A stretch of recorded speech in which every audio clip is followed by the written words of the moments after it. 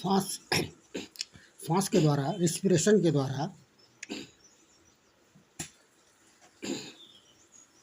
प्राण तथा जीवन का संचार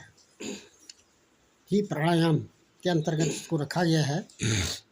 प्राणायाम से पहले इस तरह से ये सामान्य आसन या एक्सरसाइज का होना जरूरी है। ये जो जीवन शक्ति के लिए प्राणों का विस्तार है, ये प्राण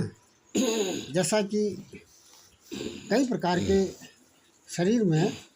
रोग की स्थिति बन जाती है, जैसे मानसिक रोग है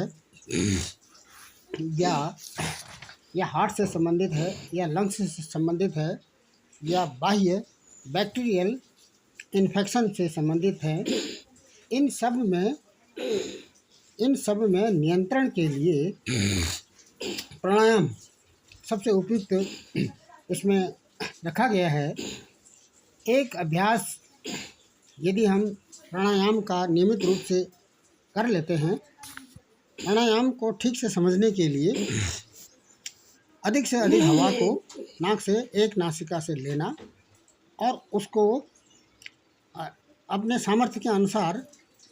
उसको कुंभक में रोकना और रोकी हुई हवा को स्टमक को टच करते हुए दूसरे नाक से बाहर निकालना और इसको यदि हम रैपिड स्पीड से करेंगे तो एक नाक से लेना, दूसरे से बाहर छोड़ना और दोनों नाकों से इसको वायु को बाहर छोड़ना इसमें रखा गया है। यहाँ तक भी कहा गया है कि हेमंत, शिशिर, ग्रीष्म और वर्षा में योग की शुरुआत नहीं होनी चाहिए। ये एक सावधानियां हैं सूक्ष्म रूप से, लेकिन यदि हम नियमित रूप से योग की ओर जा रहे हैं तो इन महीनों में, जैसा कि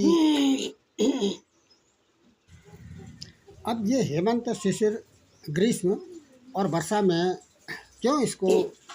नहीं रखा गया है, क्योंकि इन महीनों में यदि हम प्रारंभ करते हैं तो ये रोग का उत्पन्न होना और विशेष रूप से प्राणायाम के अभ्यास में ये जो अनुकूल स्थितियां हैं वो मौसम के अनुकूल अभ्यास नहीं हो पाते हैं और जिससे फोड़े, फुंसी या बुखार या सर्दी या जुकाम आदि की शिकायत बन जाती है। कहने का मतलब ये है कि शारीरिक रोग, यदि जैसा कि योग में कभी कभी निर्वस्त्र भी होना पड़ता है या हल्के वस्त्र के साथ योग की स्थितियां करनी पड़ती हैं, तो ऐसे में सर्दी, जुकाम या बुखार या फुंसी, फोड़े, फुंसी इत्यादि होने की संभावना रहती है।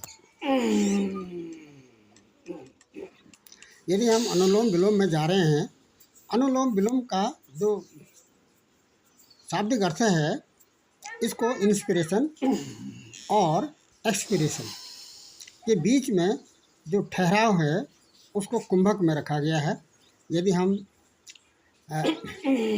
2 सेकंड या अपने सामर्थ्य के अनुसार जितनी भी वायु अंदर ले रहे हैं नाक से, उस समय के 4 गुना अधिक समय तक उसको लंग्स में हवा को रोके रखना, वायु को रोके रखना और उस रोकी हुई हवा को कुंभक की स्थिति में रोकी हुई हवा को बाहर छोड़ना, वायु को बाहर छोड़ना, ये अनुलोम विलोम। इसको यदि हम द्रुत गति से करना चाहें, रैपिड स्पीड से करना चाहें तो 1 by 1